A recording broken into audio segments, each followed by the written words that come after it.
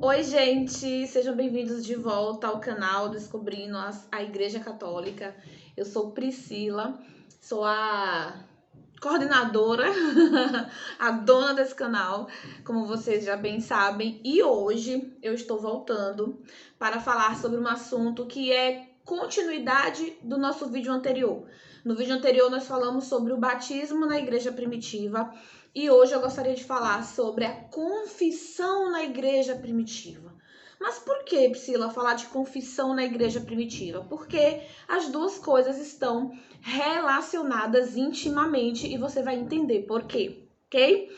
Antes da gente falar sobre a confissão, eu quero dizer que nós já ultrapassamos os mil inscritos nesse canal. Eu tô muito feliz. Finalmente o YouTube liberou a aba comunidade para mim, então agora eu posso fazer postagens para vocês e todos os dias eu estou liberando uma postagem sobre o conteúdo que a gente tiver conversado na semana. Então, como a gente falou na semana passada sobre o batismo, então eu liberei 2 postagens, acredito eu, sobre o batismo na igreja primitiva, né? Para complementar aí as informações. Já tem pessoas que já estão acompanhando, que já estão comentando.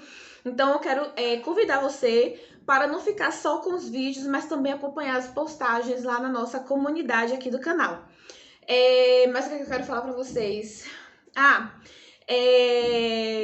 Ai, gente, não, acho que é só. Eu acho que é isso, né? Tem muita coisa que eu quero compartilhar com vocês na aba comunidade.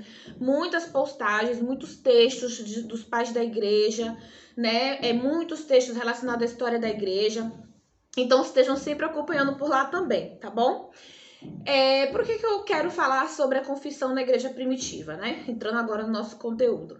Porque, como vocês sabem, quem é católico, lembrando que esse conteúdo é direcionado para, o público católico, para que nós católicos, possamos compreender melhor a nossa fé, né? Conhecer a origem de nossa fé, para que a gente possa conhecer a nossa doutrina, derrubar os espantalhos que de tanto a gente ficar ouvindo acusações, né, de quem não é católico sobre a Santa Igreja, a gente acaba ficando na dúvida ou acreditando. Então a intenção aqui é fortalecer a nossa fé e explicar a origem de nossas doutrinas, por que nós cremos como cremos. E fazer vocês verem que toda a doutrina católica ela tem uma origem, né? Lá nos apóstolos, lá nos pais da igreja, lá na igreja primitiva, ok? Então hoje eu vou falar sobre a confissão na igreja primitiva.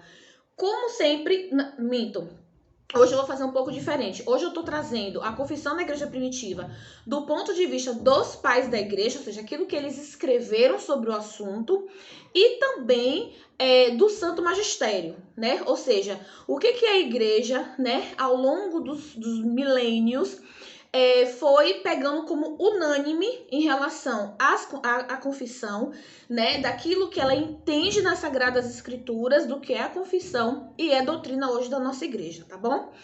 Então, olha só, o primeiro pai da igreja que eu vou citar, se você já acompanha o meu canal, é alguém que vocês já conhecem, é oriundo do livro O Pastor de Hermas. Como vocês já sabem, esse é um dos escritos assim mais famosos da antiguidade cristã, né? O Pastor de Hermas era lido nas igrejas primitivas como parte do cânon do Novo Testamento, né? Então fez parte do cânon do Novo Testamento. Irineu de Leão, que é um dos pais da igreja mais famosos, conheceu também o conteúdo do pastor, né? E tinha esse livro, O Pastor de Hermas, como escritura, né? E a gente sabe que Hermas pode ter sido, né, pode ter sido citado pelo apóstolo Paulo, lá em Romanos 16:14, onde ele sauda um grupo de pessoas, né, Assíncrito, Flegonte, Hermes, Pátrobas, Hermas e os irmãos que estão com eles. Gente, esse livro, ele teria sido escrito por volta do ano 150 depois de Cristo, então é um livro logo assim pós-apostólico, se a gente considerar que o apóstolo João morreu por volta do ano 110, né? E esse Hermas teria vivido em Roma, né? Foi um cristão leigo, ou seja, ele não era do grupo de sacerdotes e era casado, né? Isso é o que a gente acredita de acordo com os relatos históricos, né? E o que Hermas fala no Pastor de Hermas? Então, qual era o entendimento desse que é considerado um dos pais da igreja, né? Sobre aquilo que está nas escrituras referente à confissão. Bom, Hermas, ele crê numa nova possibilidade de perdão além do batismo. Quem viu meu vídeo anterior, o batismo na igreja primitiva, vai ver que o batismo, ele serve como... Ele perdoa os pecados cometidos até o momento do batismo, né? Então, se você se batizou com 20 anos, por exemplo, todos os pecados que você cometeu até os seus 20 anos de idade, eles vão ser perdoados. Vai haver uma remissão dos pecados. Por quê? Porque a partir do momento que você se batiza, você está entrando no corpo de Cristo, né? Lembram bem disso. E se você é uma criança, então se acontece o batismo de uma criança, de um bebê, essa criança ela é perdoada do pecado original, que é aquele pecado da desobediência de Adão e Eva. E todos nós somos inseridos no corpo de Cristo, entramos no corpo de Cristo quando somos batizados. Vocês lembram disso, né? Mas, e depois do batismo, né?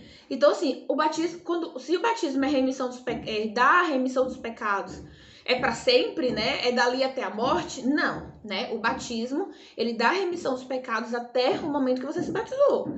Depois disso, se você voltar a cometer pecados, né? Você vai se afastar de Deus, você vai sair do estado de graça e você precisa ser perdoado dos seus novos pecados, ok? Então, eles chamam isso de penitência, né? Priscila, o que é penitência? Que é uma palavra muito usada no meio católico. Quando eu me tornei católica, eu ficava... eu tinha meio que nojinho da palavra. Tem umas palavras católicas que quando a gente é protestante, se vocês não me conhecem, você vai saber agora, né? E quem já me conhece já sabe que eu era batista antes de me converter, de me tornar católica. E a gente fica com meio... Eu tinha um pouco de antipatia de algumas palavras católicas, por assim dizer. E eu falava assim, ai, que penitência, né? Dava aquela sensação de gente se batendo, se esmurrando. Lembra quando a gente vê nos filmes, né? A gente vê muito isso, das pessoas se chicoteando, né? Uma coisa uma imagem meio deturpada do que é penitência. Mas penitência significa arrependimento, tá? Então ele fala assim, a penitência ou o arrependimento é necessária e deve realizar-se enquanto se está no mundo, porque depois é tarde. Não sei se vocês já ouviram, eu já tinha ouvido falar quando eu era protestante, muitos protestantes acreditam nisso, que o purgatório é um lugar onde dá tempo da pessoa se arrepender e ter uma chance de se salvar depois da morte. Gente, pense numa coisa assim, totalmente descabida da verdadeira doutrina do purgatório, que não tem nada a ver com o purgatório, é isso, né? Nós só temos uma chance de arrependimento, é enquanto nós estamos vivos neste mundo. Depois que morre, acabou. Se você morrer em pecado mortal, né, é inferno.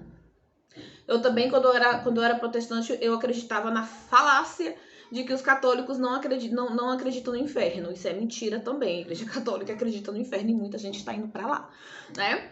E ele fala assim: ouvi alguns doutores dizer que não há outra conversão além daquela do dia em que descemos as águas, que é o batismo, e recebemos o perdão de nossos pecados anteriores. Para vocês terem uma ideia, estava surgindo uma heresia que dizia que o único momento em que a gente era perdoado era quando a gente se batizava, né? E ele fala assim, que isso ele está relatando uma conversa que ele teve com Deus. E ele fala que Deus respondeu, é assim mesmo, aquele que recebeu o perdão de seus pecados não deveria mais pecar.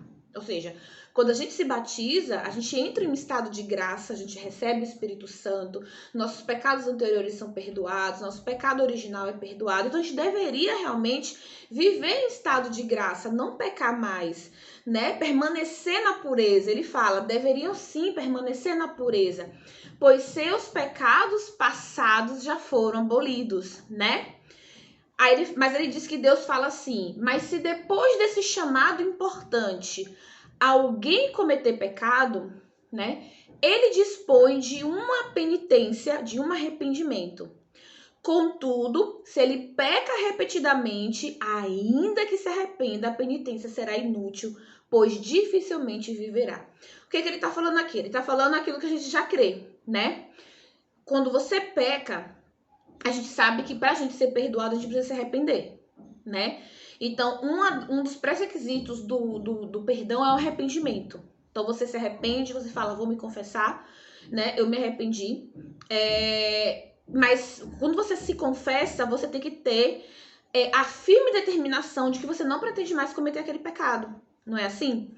Ele fala assim, mas se você peca, se confessa, se arrepende, peca, se arrepende, aí depois você comete o mesmo pecado e você se arrepende, mas você tá sempre cometendo o mesmo pecado, ele fala assim, não adianta mais o arrependimento, porque essa penitência vai ser inútil, esse arrependimento vai ser inútil. Então assim, gente, não adianta você tá se arrependendo dos seus pecados, pedindo perdão pelos seus pecados, mas tá sempre cometendo o mesmo pecado, né? Ele fala que se você tá sempre cometendo o mesmo pecado, mesmo que você se arrependa 1000 vezes, vai deixar de ser eficiente esse arrependimento, né? Porque o arrependimento verdadeiro, ele gera firme determinação de não mais pecar.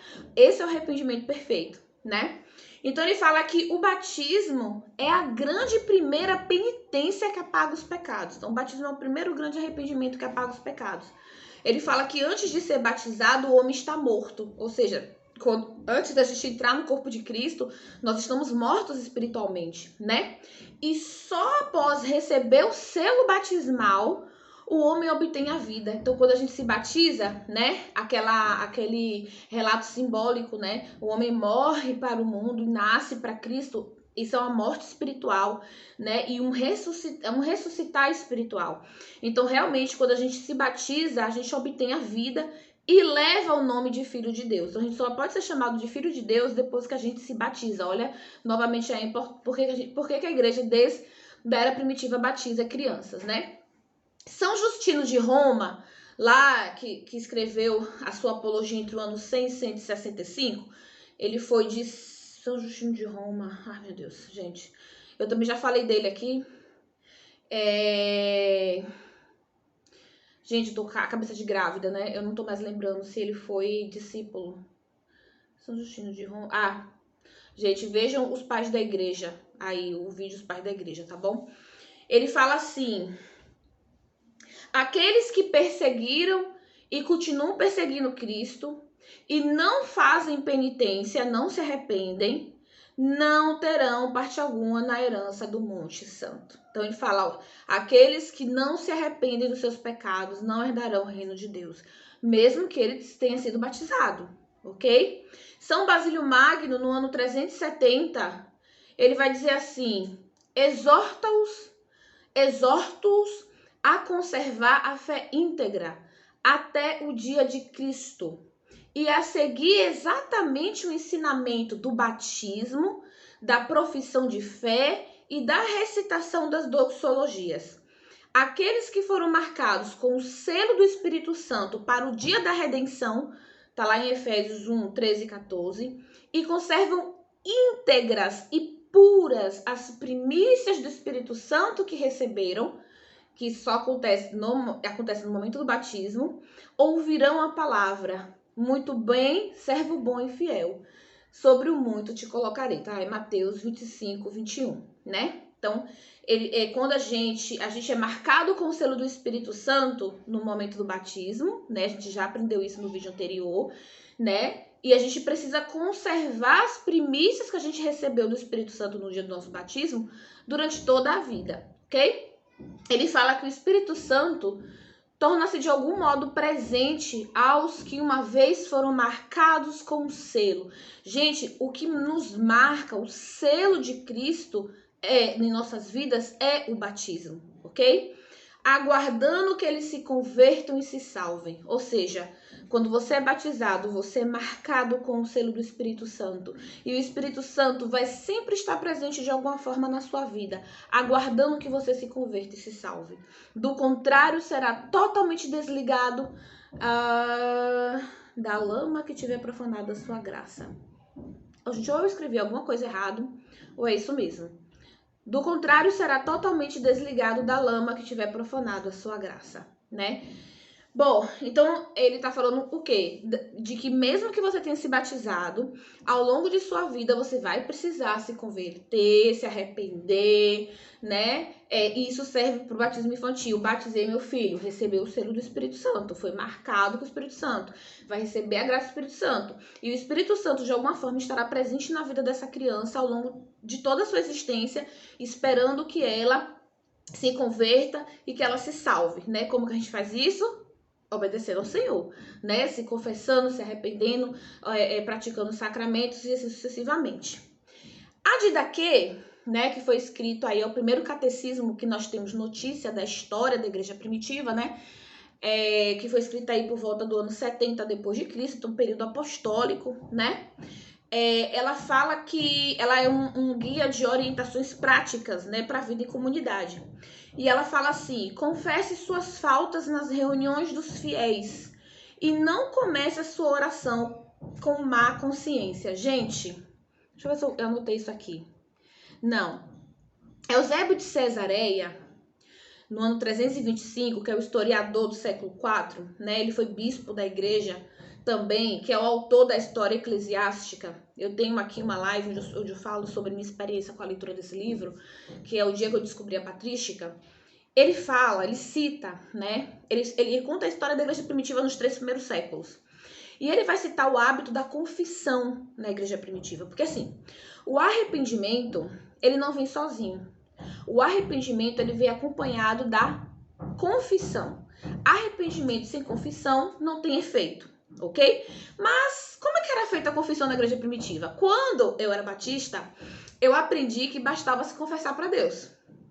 Eu falava, não, pecou, você se confessa para Deus, não precisa se confessar para mais ninguém, porque Deus que tá te ouvindo, ele vai te perdoar, né? Mas será que é assim mesmo que os apóstolos nos ensinaram e que a igreja primitiva viveu e que o magistério da igreja nos ensina, né?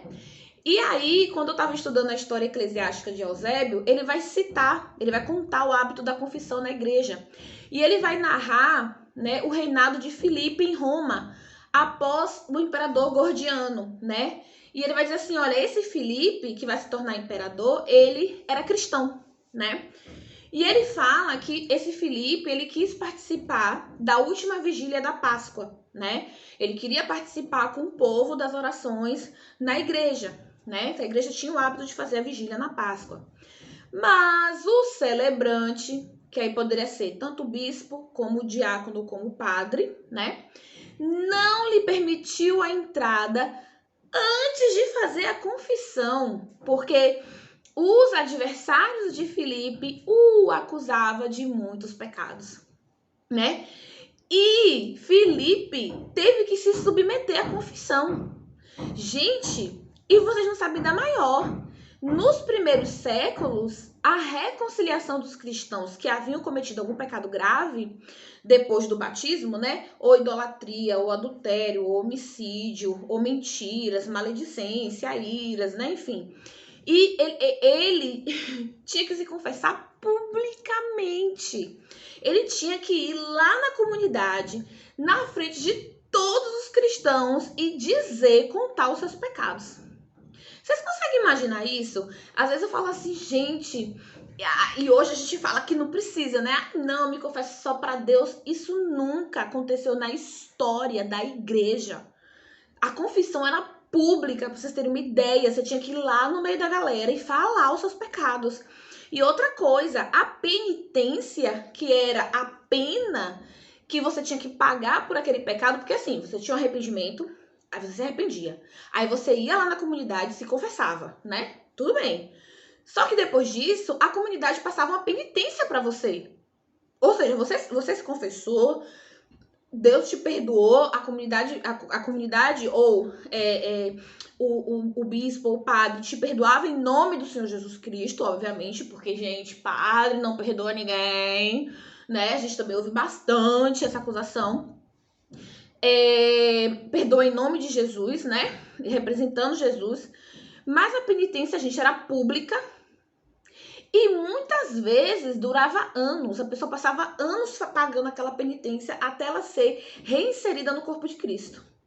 até ela receber a absolvição. Vocês conseguem imaginar isso? E era assim na igreja primitiva, né? E aí, se a gente tem que agradecer a alguém, porque hoje a confissão ela é privada entre você e o sacerdote apenas, temos que agradecer aos missionários irlandeses lá no século VII, né?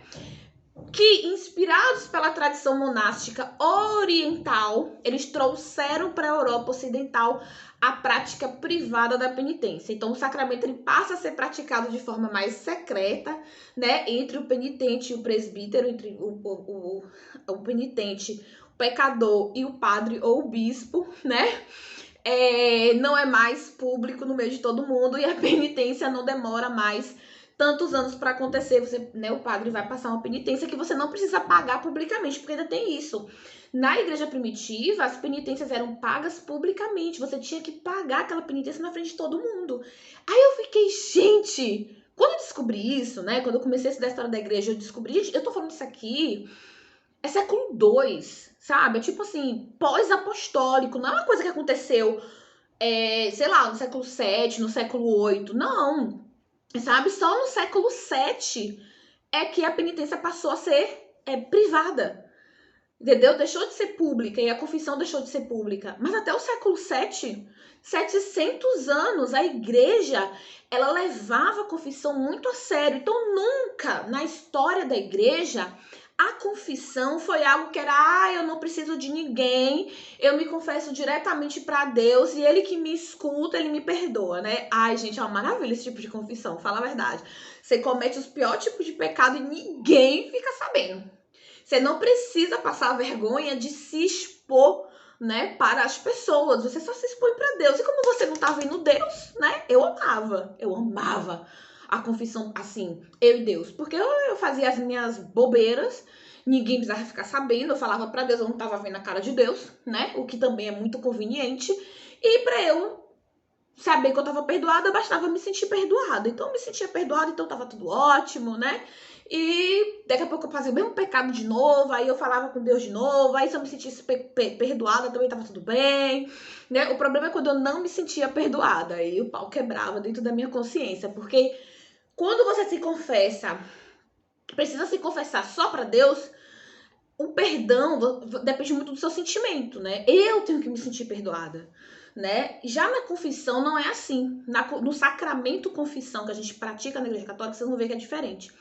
Aí, repara, isso aqui eu dei para vocês uma visão histórica, né? De como que era entendido a confissão na igreja primitiva. Aí, se você for pro catecismo, que é a doutrina, às vezes as pessoas falam assim, ai, mas o catecismo é outro livro paralelo à Bíblia, é um livro sagrado. Não, gente, o catecismo é um lugar onde está apenas reunida a doutrina da igreja, porque ao contrário de muitas denominações, né, que não são católicas,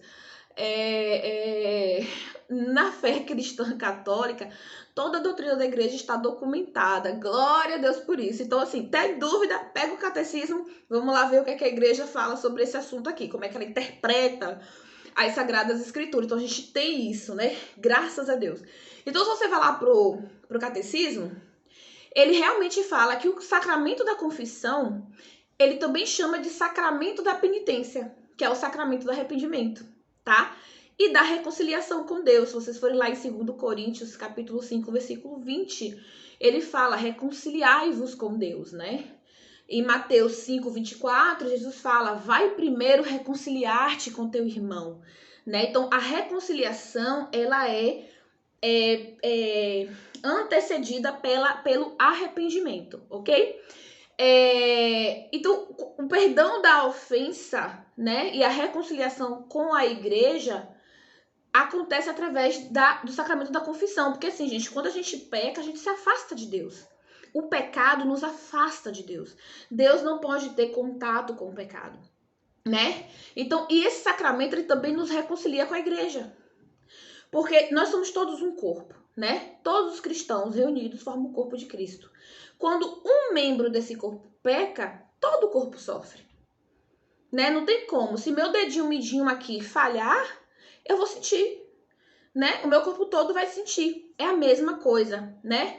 Então, esse sacramento, além de nos reconciliar com Deus, de nos unir, nos ligar novamente a Deus, porque o pecado ele nos desliga de Deus, ele também nos reconcilia com a igreja.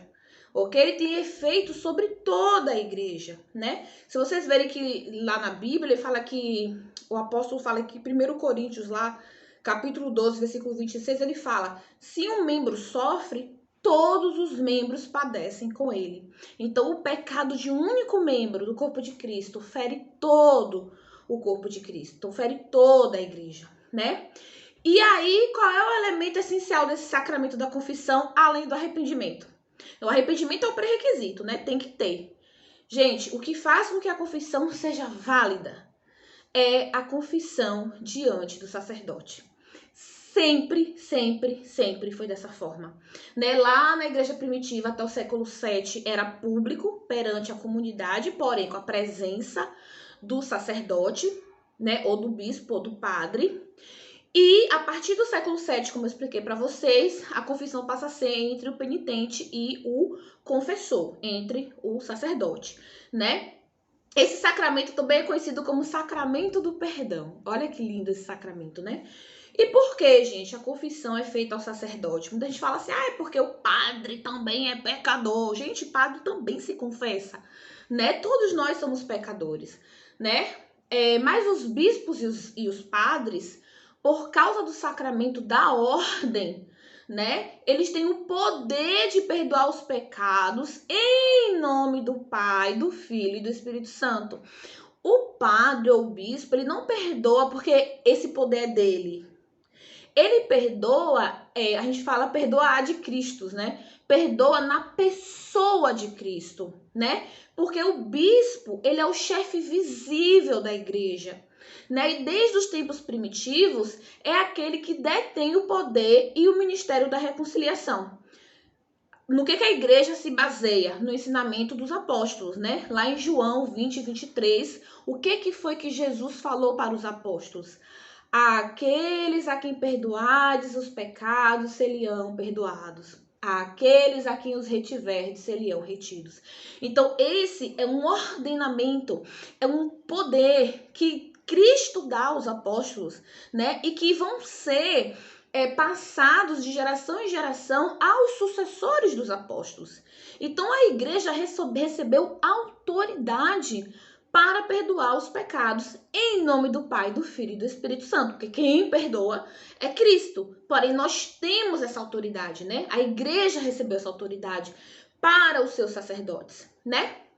Em 1 Coríntios, capítulo 5, versículo 18, o apóstolo fala, tudo isso vem de Deus, que nos reconciliou consigo por Cristo e nos confiou o ministério dessa reconciliação. Gente, quando eu li essas coisas na Bíblia, eu falei, gente, isso tá tão claro na Bíblia, como é que eu não enxergava isso?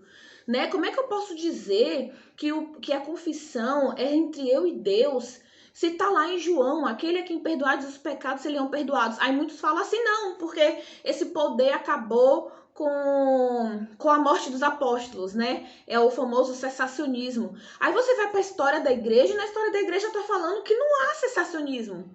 Que os apóstolos tinham discípulos e os discípulos tomavam o seu lugar, substituíam os apóstolos quando estes morriam, né? Basta vocês verem lá, quando Judas Iscariotes morre, né? O Matias, que é o nome do meu filho, ele é eleito para substituir Judas Iscariotes. Então, existe... É daí que vem o ministério da ordem também, né? Então, existe a sucessão apostólica.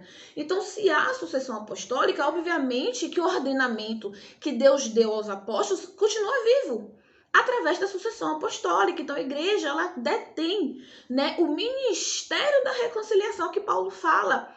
Jesus nos confiou o ministério dessa reconciliação. Gente, tá assim, lúcido como a água, né? Então, a igreja, através dos bispos e dos presbíteros, são os padres, concede em nome de Jesus o perdão dos pecados. Né? Os bispos e os padres, eles rezam pelo pecador, faz penitência com o pecador, né? Ele tá ali em nome de Cristo, né? Cristo fala, perdoai-vos uns aos outros. Então, se a gente é capaz de perdoar os pecados uns dos outros, quanto mais Cristo vai perdoar os nossos pecados. né? E se vocês terem ideia, para vocês verem como é que é a oração, né? Quando a gente se confessa, qual é a oração que a gente escuta? A oração da absolvição do padre. Vou falar aqui, né? Deus, Pai de misericórdia, que pela morte e ressurreição de seu Filho, reconciliou o mundo consigo e enviou o Espírito Santo para a remissão dos pecados, te conceda pelo ministério da igreja o perdão e a paz. E eu te absolvo dos teus pecados, em nome do Pai, do Filho e do Espírito Santo. Essa é a oração que o padre faz quando ele vai dar a absolvição depois da confissão. Então ele está falando o quê? Que Deus te conceda o perdão e a paz. Ele não fala, eu te concedo o perdão e a paz. Quem concede o perdão e a paz é Deus, né? Então ele absolve os pecados em nome do Pai, do Filho e do Espírito Santo. Então não é o padre, gente, que perdoa o pecado, né? Mas ele está perdoando em nome do Pai, do Filho e do Espírito Santo, né? Obedecendo a um ordenamento que Cristo deu aos seus apóstolos e que foi passado de geração em geração, de acordo com a sucessão apostólica que acontece através do sacramento da ordem. Isso é perfeito demais. Não tem, né? Então, assim, por que um sacramento da confissão após o batismo, né? O apóstolo João fala, se dissermos que não temos pecado, estamos enganando a nós mesmos e a verdade não está em nós, né? O próprio Senhor nos ensinou a orar, né? Perdoa-nos os nossos pecados, está lá em Lucas 11:4, né? Então, o batismo, ele nos torna santos e íntegros diante de Deus, né? Mas a nova vida que a gente recebe no batismo, ela não supre a nossa fragilidade humana. A gente continua sendo frágeis, humanamente falando, né? Nós continuamos tendo inclinação para o pecado, né? Ou seja, a concupiscência. O batismo é o principal lugar de entrada no corpo de Cristo, de arrependimento, né? É a primeira e fundamental. Mas a gente precisa continuar a nossa conversão ao longo da nossa vida cristã, né? Que é uma tarefa que é até você morrer. E é uma tarefa que é para todo mundo, para a igreja toda, né? Então, a gente precisa realmente do sacramento da confissão, porque a gente não vai deixar de pecar porque se batizou. A gente continua sendo humano, continua tendo inclinação ao pecado, só que agora a gente tem o Espírito Santo, que vai nos inclinar ao arrependimento, né? Ao desejo de se santificar, ao desejo de se parecer mais com Cristo. E glória a Deus, nós temos o sacramento da confissão, que nos perdoa. Então, assim, eu não preciso mais me sentir perdoada dos meus pecados, né? Eu vou no padre, eu me confesso, cara, eu sei que eu fui absolvida. Se eu me arrependi de verdade, se eu tenho a firme convicção de não mais pecar, eu não tenho que me sentir nada. Eu sei que eu fui absolvida do meu pecado. E isso é extraordinário, não depende dos meus sentimentos, não depende de como eu me sinto quando eu saio da confissão. Porque é muito normal esses protestantes virarem e falarem assim, eu achei que quando eu fosse me confessar eu ia, sei lá, ouvir coros de anjo, não sei o quê. Mas eu me senti normal. Eu falei, até pra se sentir normal mesmo, né? Porque o sacramento, ele não depende de você, não depende do seu sentimento, só para ter efeito. Ele só precisa que você se arrependa de verdade, que você fale, Deus, eu não quero mais cometer esse pecado. Se eu cometer esse pecado, foi sem intenção, sabe? E vai acontecer. Você não precisa sentir nada, você não precisa ouvir coro de anjo cantando, você não precisa sentir tremeliques, nem chorar, nada. Nós não precisamos disso para que o sacramento tenha efeito em nossas vidas.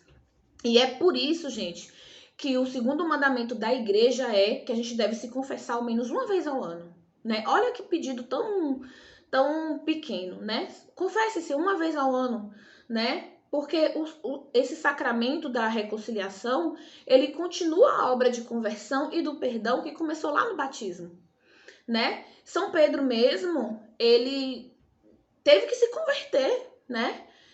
E seguir Cristo, porque ele negou Cristo 3 vezes. Gente, São Pedro, né? E lá tá lá em Lucas 22, ele negou Cristo 3 vezes antes de se arrepender, né? E na ressurreição de Cristo, ele precisou confirmar seu amor por Cristo 3 vezes, né? Pedro, tu me amas? Apacenta minhas ovelhas. Pedro, tu me amas? Apacenta minhas ovelhas. Pedro, tu me amas? Apacenta minhas ovelhas. Então, Pedro precisou se arrepender. Ele pecou, né? Mesmo estando convivendo com Cristo ali durante 3 anos. Santo Ambrósio, que inclusive foi foi orientador de Santo Agostinho, ele fala que diz que existem 2 tipos de conversões, né? Existe a conversão da água e as das lágrimas, né? A água do batismo e as lágrimas do arrependimento. Então, gente, é um mandamento da igreja. Todo fiel, depois de ter chegado à idade do discernimento, é obrigado pelo menos uma vez ao ano, de acordo com o Concílio de Trento, a confessar seus pecados graves e não deve tomar a Eucaristia sem receber antes a absolvição sacramental. As crianças também devem se confessar antes de receber a primeira Eucaristia. Então, se você, católico, né, não tem o hábito de se confessar, porque realmente a confissão é difícil. Gente, era muito bom me confessar diante de só com Deus, né? Quando eu comecei a me confessar com o padre, eu falo que o sacramento da confissão, ele é muito, como é que fala? Educativo. Porque quando você peca e você precisa ir até uma pessoa e diante dessa pessoa você vai tirar sua máscara de santo, de bonzinho, né? E você vai mostrar quem você efetivamente é, contando os seus pecados. Gente do céu. Eu falo, é uma humilhação. Mas é uma humilhação muito boa, né? Porque você sai dali com muito mais disposição para não cometer mais o mesmo pecado. Você fala, meu Deus, eu não posso mais cometer esse pecado. Como é que eu vou voltar aqui na frente do padre para falar exatamente a mesma coisa que eu já confessei, que eu confessei há uma semana atrás? Então esse ato de você tirar a máscara, de você se reconhecer como você é perante alguém, também é um chamado à humildade, né? A gente se vê tendo que deixar o nosso orgulho, a nossa soberba de lado, né? É muito difícil. A primeira confissão geral que eu fiz, eu passei muita vergonha, porque eu nunca tinha me confessado na vida, né? Então eu cheguei pro pai e falei assim, eu quero confessar todos os meus pecados, da infância até minha vida adulta, né? Mesmo que eu me batizei com 20 e poucos anos, então meus pecados da infância já tinham sido perdoados. Porém, eu precisava, sabe, assim, eu senti necessidade de confessar tudo, falar, olha, padre, tudo que eu fiz da infância até meus 30, acho que eu me confessei com 35 anos, foi quando eu me converti. Foi quando eu me converti. Depois que a igreja reconheceu meu batismo, né, eu pude me confessar. E assim, gente, foi muito humilhante, mas aquilo me colocou num lugar de humildade tão grande, de reconhecer as minhas falhas, né, de reconhecer onde eu preciso melhorar, que eu não sei explicar pra vocês, assim, como que foi educativo pra mim, né. Hoje eu pratico a confissão mensalmente, pelo menos uma vez por mês, né, e vocês imaginem quantos católicos não têm o hábito de se confessar. Às vezes chegam pessoas aqui no canal ou lá no meu Instagram. Inclusive, se você não me segue no Instagram, meu Instagram é @prisdequeiroz, né? Tá aqui embaixo para vocês acompanharem. É um Instagram mais pessoal, onde eu falo sobre outros conteúdos católicos, mais de família. Eu tô direcionando mais o meu Instagram pessoal para conteúdos familiares, porém, muitas pessoas, é onde eu converso mais com as pessoas, né? E as pessoas viram e falam assim, tem 20 anos que eu não me confesso, 10 anos que eu não me confesso. E essa pessoa tava indo à missa e tava recebendo o corpo e o sangue de Cristo, sabe? E eu falo, como é que você tem coragem de receber o corpo e o sangue de Cristo em pecado? E geralmente pecado mortal. Não é se você morrer amanhã, você vai pro inferno. Não é porque Jesus fala, nem todos aqueles que chamam o Senhor, Senhor, herdará no reino do céu. Gente, isso é sério, né? Então, assim, se você não tem o hábito de se confessar, comece a se confessar hoje. Marque um horário com seu padre. Gente, é tão bom, porque não é só confissão. Você pode marcar confissão e orientação espiritual. Eu sempre faço isso. E assim, pra mim, foi um divisor de águas na minha vida. Porque eu me confesso e recebo orientação. E geralmente os padres orientam, né? Como que você deve fazer para vencer aquele pecado, ou ajuda você a vencer aquela dificuldade, né? Os padres são muito, muito sábios, gente, muito sábios, sabe? Então procure um bom padre, um padre que você se identifique, né? E comece a prática uma vez por mês. Tem gente que faz de 15 em 15, enfim, mas não comungue o corpo de Cristo em pecado e fora do estado de graça, né? Ah, Pri, mas pecado venial, pode comungar? Pode comungar com pecado venial. Porém, pecados mortais. Pri, quais são os pecados mortais? Aqueles que estão citados lá na Bíblia. Não vos engane, não herdarão o reino dos céus, os adúlteros, né? Que se prostituem, os beberrões, os fornicadores, os mentirosos, que provoca ira, que faz dissensão entre os irmãos, os adúlteros. Lembram? Tá lá nas Sagradas Escrituras. Esses são os pecados que nos tira a salvação, que nos afasta, né, da graça de Deus. Então, busquem a confissão. Vocês vão ver como essa prática vai melhorar a vida de vocês. Vai, assim, ajudar vocês no caminho de santificação de uma forma extraordinária. Então é isso, gente. Eu espero ter ajudado vocês. Não sei se ficou alguma dúvida. Se vocês ficaram com alguma dúvida sobre alguma coisa que eu não falei aqui, pode deixar aí nos comentários. Eu tô sempre tentando responder as dúvidas, as perguntas, né? Às vezes eu não consigo responder todo mundo, realmente pela questão de tempo, né? Pela gravidez em si, mas deixando dúvidas, eu sempre me esforço para responder vocês. E eu vou estar também compartilhando agora conteúdos, né? Na nossa comunidade também, para ficar mais fácil a nossa comunicação. Gente, é esse o conteúdo de hoje. Eu espero ter ajudado vocês. E que Deus nos abençoe, que Nossa Senhora interceda por cada um de nós, né? A nós que estamos buscando a verdade, que estamos buscando se santificar, que estamos buscando viver uma vida de verdadeira devoção ao nosso Senhor, né? Buscando ser bons católicos, né? Que Deus nos abençoe, que Ele nos ajude em nossa caminhada de fé, principalmente nos dias de hoje, onde não está nada fácil, né? Ser católico hoje não é nada fácil. É isso, gente. Muito obrigada por vocês que ficaram comigo até aqui. Até a próxima semana.